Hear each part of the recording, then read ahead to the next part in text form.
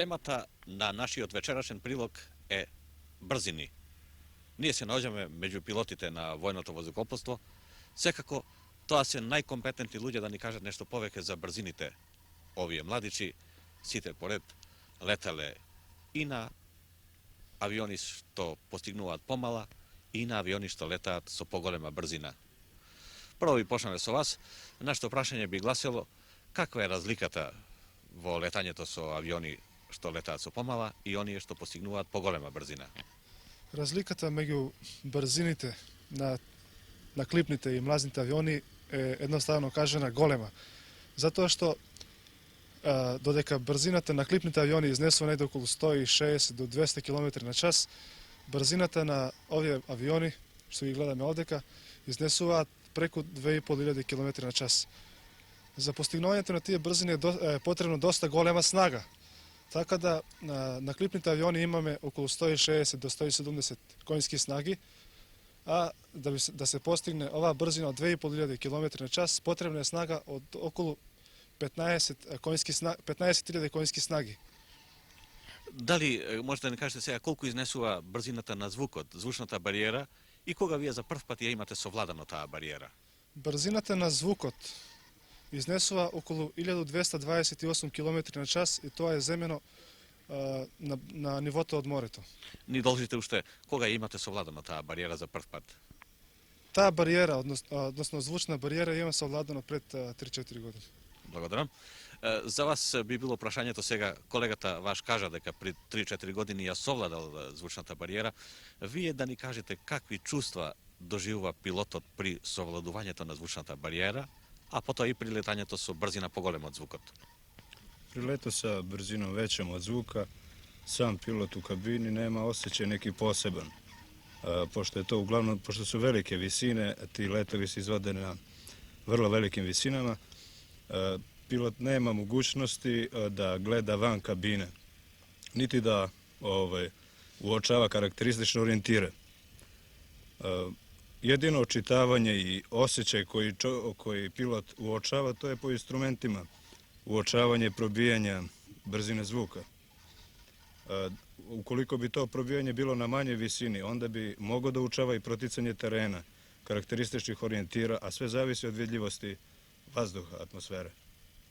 Какви доживувања вие имате досега остварено, постигнато за време на летањето со брзина поголема од брзината на звукот?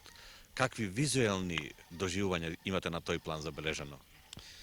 Pa sad, znate, pri velikim brzinama slabo se uočavaju ciljevi, manji ciljevi, onda ima manje vremena za razmišljanje, za donošenje odluka, dok na manjim brzinama zato ima više vremena i vidimo da kod brzine negde od 90 km na čas automobil pređe 1,5 km na minut, dok pri brzini od 2500 km na čas avion pređe oko 41 km, znači vidimo da tu treba mnogo brže da se razmišlja, da se donose odluke.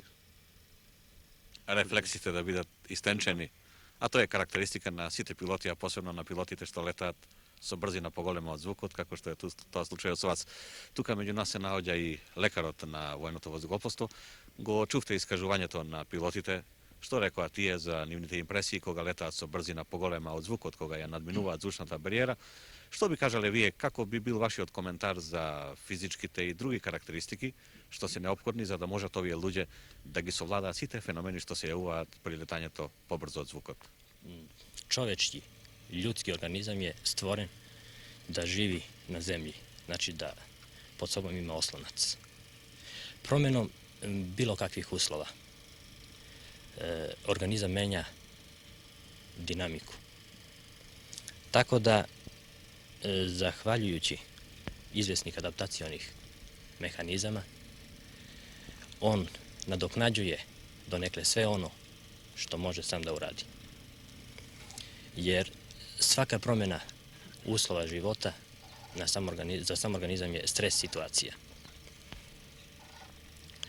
Ovi adaptacioni mehanizmi, adaptacione reakcije organizma imaju svoju određenu granicu. Posle njih sve ono mi nadoknađujemo tehničkim rešenjima. Svakako da sa povećanjem brzine dolazi do većeg opterećenja na sam organizam.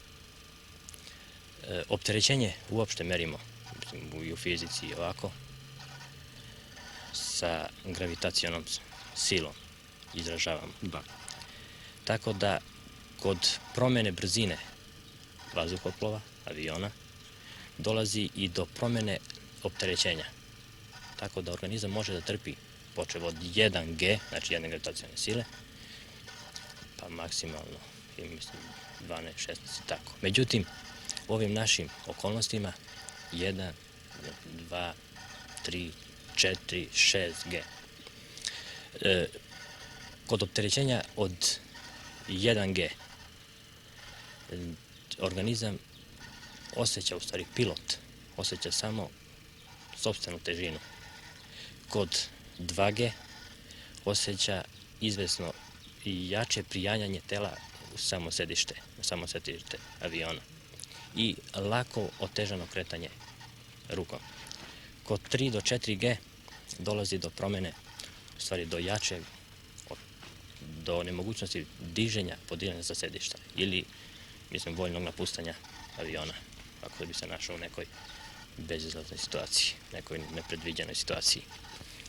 Kod 4G već ima osjećaj, lažni osjećaj na samom, od strane oka, znači od strane vida. Dolazi do, kako ono narod popularno kaže, belog, odnosno sivog gledanja, viđenja.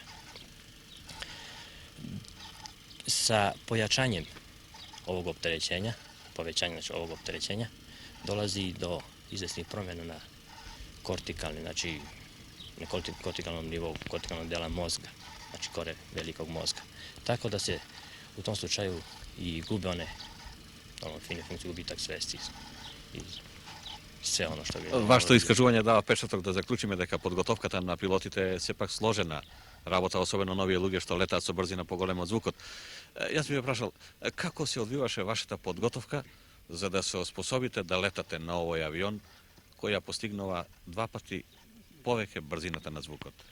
Pre svega počeo bi od psihofizičke konstitucije svakog organizma. Mi smo pre svega pre polaska u akademiju bili na selekciji, na pregledima i izvršene selekcije koji mogu da budu piloti koji su organizmi zdravi i koji nisu manje zdravi.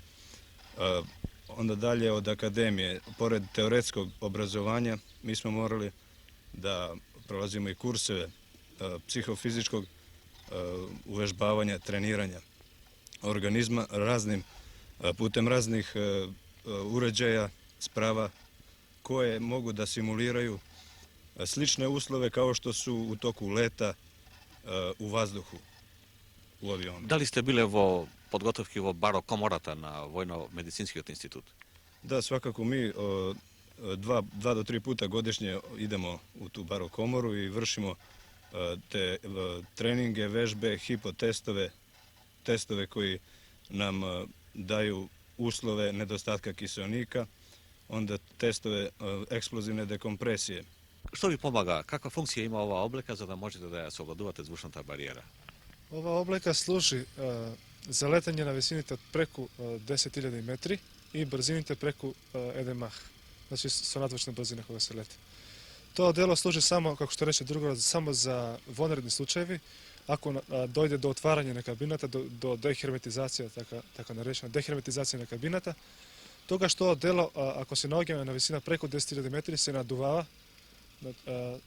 automatski se naduvava i така го стега телото да не може да се расшири кога летаме на голема висина. Дали вие, после тоа што го чувме од пилотите, би можеле да заклучите дека современата наука и техника има најдено решение за сите детали што возможуваат човек да може безбедно да лета со брзина поголема од звукот? Svakako da može i da je to rešenje, bar kod nas, na visini svetskog rešenja u vazduhoplovstvu. Благодарам. Драги гледачи, тоа беа импресиите на пилотите што летаат со брзина поголема од звукот, на луѓето кои речиси во секојдневието ја надминуваат звучната бариера. Меѓутоа, за да ја заокружиме нашата тема, ние ќе го посетиме Војно-медицинскиот институт во Земун, Tamo ke vidime kako pilotite se obučuvaat vo barokomora za letanje so brzina pogolema od zvukot, a potom ke razgovarame i so naučni rabotnici da možeme da vlezeme vo srcevinata na temata što ja narekovme, letanje so brzina pogolema od zvukot. Drugar Radović, ova beše golemata barokomora, a ova je malata. Сега бе молам да појасните зашто служи ова мала барокомора? Da, vidite, mogućnosti savremene avijacije su daleko veće. Letovi se sad rutinski mogu raditi na visini 18-20 pa i više kilometara. Ova mala barokomora nama u konkretnom slučaju služi kao simulator kabine aviona. Velika barokomora simulira atmosferu.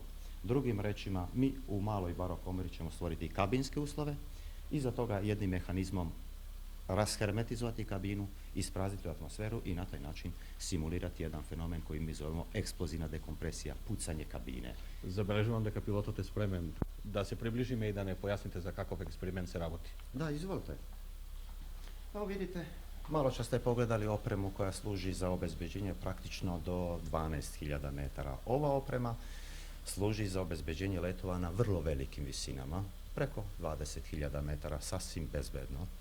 Razlika je u tome što do 12.000 metara vi možete da se borite protiv hipoksije povećavajući samo procentni sadržaj kiseonika. Međutim, pritisak atmosferski iznad 12.000 metara je tako nizak da iako dajete 100% kiseonik čovjek pada u hipoksiju.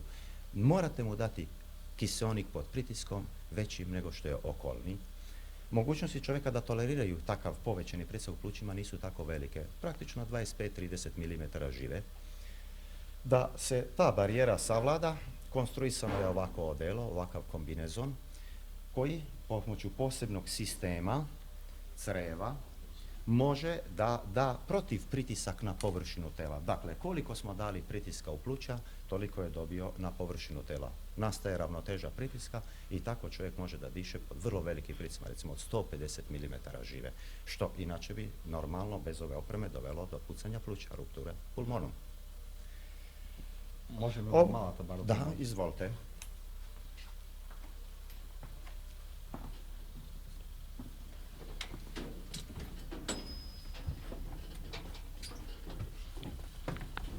Prije polaska na visinu, oprema se isto tako mora, kao što smo pogledali u onoj komori, kompletno pregledati, napraviti pretpoletni pregled opreme. Pilot se spoji sa instalacijama.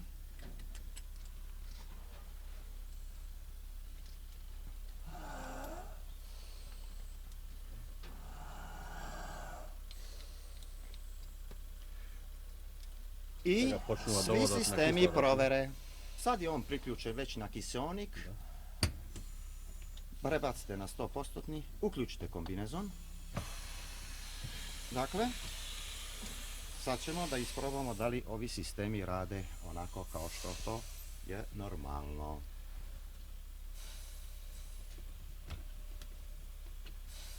Vidite, već počinje da dobija pritisak. Sajla. Eto, dovoljno. Sistemi rade. Kostim neisključeno. Znači, ova oprema je ispravna. Može s njom da se ide na veliku visinu. Dobro. Molim.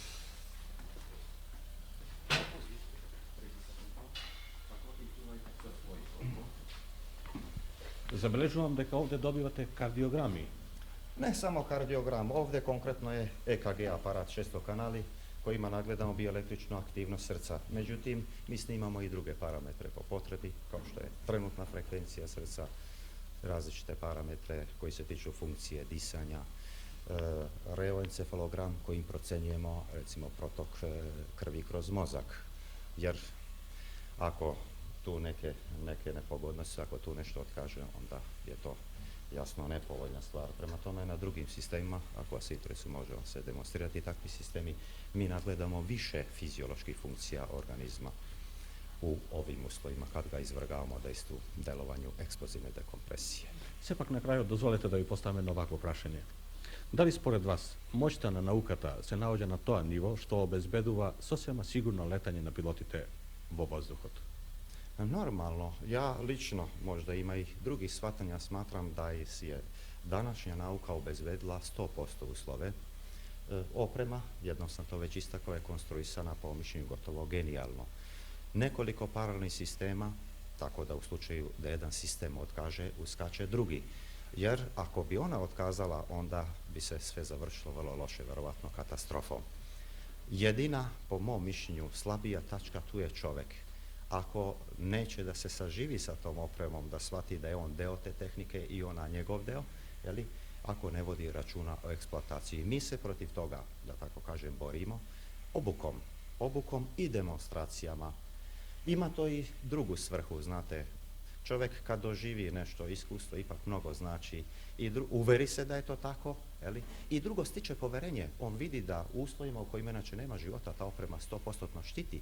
Prema tome on može u slučaju incidenta, ako ima poverenje u opremu, kompletno da se posveti drugim važnim poslovima. Upravljanje avionom, da se spusti na bezbednu visinu. Jeli? Ali ako bi u to vreme on nešto podozrevao u funkciju opreme i tu obraćao pažnju, to ne bi bilo dobro. Само пред 2 децении звучната бариера беше недостижна за авионите, за човекот. А сега науката и техниката ја совладаа таа бариера. Видовме дека во специјалната барокомора луѓето на посебен начин се подготвуваат во иднина да ја совладуваат како пилоти брзината на звукот. Меѓутоа, останува прашањето што е брзина на звукот. На оваа тема говориме со професорот доктор Мавродиев од Природно-математичкиот факултет во Скопје. Професоре, ве молиме, од вас очекуваме коментар на тема што е брзина на звукот. Повелете. Брзината на звукот се определува од патот што го поминува звучниот бран во времето за кое што тој пат е поминат. Најголема е брзината на звукот во цврстите материјални средини, помала во течните материјални средини и најмала во гасните материјални средини. Например, додека во чист челик при собна температура брзината на звукот изнесува околу 5800 метри во секунда, во чиста вода при собна температура таа изнесува околу 1450 метри во секунда, додека во воздухот само 330 метри во секунда. Дали можеме да навлеземе сега во подрачјето што вие го иницииравте со вашето појаснение, да говориме за анатомијата на звукот, за анатомијата на надзвучната брзина во така наречената гасна состојба? Па, ако доваѓа до движење на тело или движење на извор на звук во гасна средина, тоа се однесува всушност и за секоја друга средина, тогаш можеме да разликуваме два случаја во главном. Првиот случај би бил кога брзината на движењето на телото или на изворот на звукот е помала од брзината на ширењето на звукот во дотичната средина, и втор случај, обратен на овај, кога брзината на движењето на телото е поголема од брзината на ширењето на звукот. За да не биде работата појасна, нека го разгледаме следниот случај на движењето на тело со брзина поголема од брзината на звукот. Нека како тело ни служи куршум, а движењето на куршумот да се изведува во воздухот. Движејќи се куршумот со брзина поголема од брзината на звукот во воздухот, во единица време, во 1 секунда, нека поминатиот пат во правецот на движењето биде патот меѓу точките А и точките Е. Ако ова е патот во 1 секунда, од А до Е, тоа значи дека патишата за секоја четвртина секунда ќе бидат од А до Б, од Б до С, од С до Д, од Д до Е. Движејќи се куршумот низ воздухот, ќе предизвика во сите точки каде што проваѓа згуснување на материјалната средина, значи промена на густината на материјалната средина, а таа промена на густината од поедините точки на патот кај што поминал куршумот, ќе се шири во самата средина со брзината на звукот. Така, ако како временски интервал е времето кога куршумот стасал од А до Б, до Е, за истото време предизвиканото згуснување во точката А се проширува во сите насоки до оваа сфера, чиј шо радиус е АА1. А згуснувањето предизвикано во точката С аналогно ќе биде проширено до оваа сфера во просторот, чиј шо радиус е CC1. Аналогно тоа би важело за која да е точка на патот на движењето на куршумот меѓу А и Е. Карактерно за сите сфери е што нивниот радиус постепено се смалува, одејќи од А кон Е, а сите сфери допират една површина на конус, тоа е ова површина, позната како Махов конус, бидејќи Мах е првиот кој што ги испитувал и дефинирал процесите сврзани за движењето на телата со брзина поголема од брзината на звукот во средината во која што тие се движат. Професор Мавродиев, по ова што го појаснивте, би било интересно да се чуе нешто повеќе за тоа што се случува во условите на Маховиот конус. Како што нагласивме, површината на Маховиот конус е површината до која што е проширено згуснувањето предизвикано при движењето на куршумот на патот од А до Е. Тоа значи, токму на ова површина сега се навоѓа предизвиканото згуснување од сите материјални точки на патот од А до Е. Таквата состојба на површината на Маховиот конус, значи е сврзана со нагла промена и на притисокот, кога движејќи се куршумот, следен од Маховиот конус позади него, помине низ дадена точка во просторот. Значи, во моментот на преминувањето, на оноа место, кај што ќе помине површината на Маховиот конус, ќе бидат предизвикани наглите промени на густината, односно наглите промени на притисокот. Овие нагли промени на притисокот, специјално во случај кога на место куршум би имале помасивни тела, например би имале ракети или авиони, чиј што површина е многу голема, па и предизвиканата промена на густината ќе биде многу голема, односно промената на притисокот на површината на Маховиот конус, но оние места кога ќе помине таа промена на густината, ќе предизвика кршење, таа промена на притисокот, ќе предизвика кршење на крхки предмети, например стакло, а од увото, човечкото уво како приемник на тој удар, на таа промена на притисокот, ќе биде регистрирана или како тресок, или како бол. Нешто би сакал да спомнам само за така наречениот пробив на звучната бариера. Големината на аголот кој што го затвара конусот, познат како Махов агол, зависи од разликата меѓу брзината на движењето на куршумот и брзината на движењето на ширењето на звукот во воздухот. Воколку таа разлика меѓу брзината на движењето на куршумот и брзината на ширењето на звукот во воздухот е поголема, во толку тој агол е помал. И обратно, со смалувањето на разликата меѓу брзината на куршумот и брзината на ширењето на звукот во воздухот, тој агол се зголемува, за да во крајен случај, кога брзината на движењето на куршумот, на телото што се движи во воздухот, е еднаква со брзината на ширењето на звукот, тој конус премине во една равнина.